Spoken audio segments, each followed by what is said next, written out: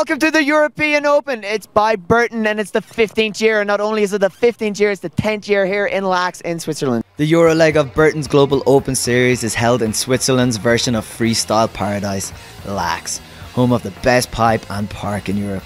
We're here with the tallest man in snowboarding, with the smallest man in snowboarding. What makes the Burton European Open so special? I think the very special thing here is that the microphone should go up a little further. Thank you. So I think the coolest part is that it doesn't really matter if you're like at the start of your career, because you just can enter it and battle it out with your pros and your heroes. And I think this is the most important thing, or the coolest part. What's the wildest thing that's ever gone down at the BEO? It's a secret. It's a secret. I can't tell. We're never ever gonna know.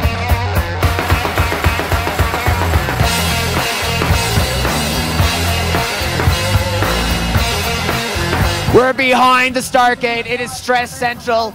There's team coaches, there's team managers, there's athletes stressing the hell out. It's gnarly up here, gnarly. Tom Kingsnorth from Transform Gloves, team manager. The stress is high for all the athletes, but how is it for you? Pretty mellow. So you're not stressed at all? What the hell? No, I'm not really that stressed actually. We don't want to talk to him anymore, so.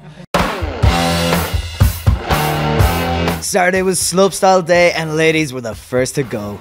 Coming in third, Swiss Miss Alana Kuhn's underflip was dope, but Japan's Miyabi Onitsuka went bigger for second.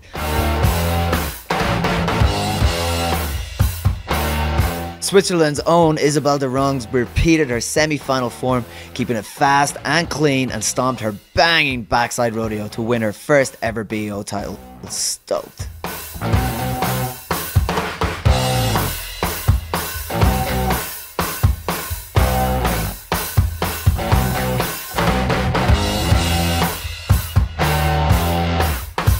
And then it was time for the main event, the men's slopestyle, in what would be another ass kicking from Norway. Rookie Mons Royland took third place behind Alex Ostran, one of the smoothest riders in the world.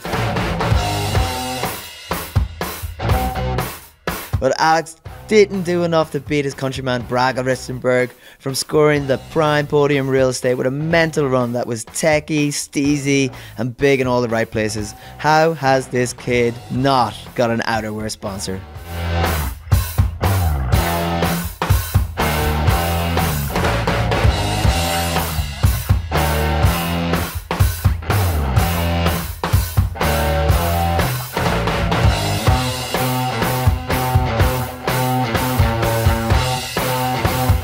We're here with the BEO winner, 2014 Braga. Come on, tell me, buddy. Dude, I'm so happy, dude. Oh, this is like the best day ever.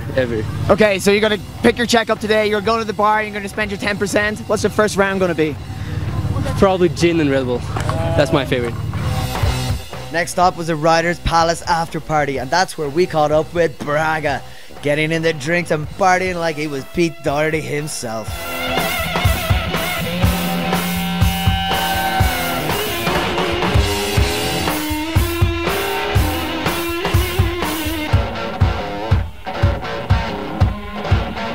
At this point, we forgot to switch on the mic, but I'm probably telling you to tune in for tomorrow's episode of the Daily Blizzard for halfpipe results. See you all then.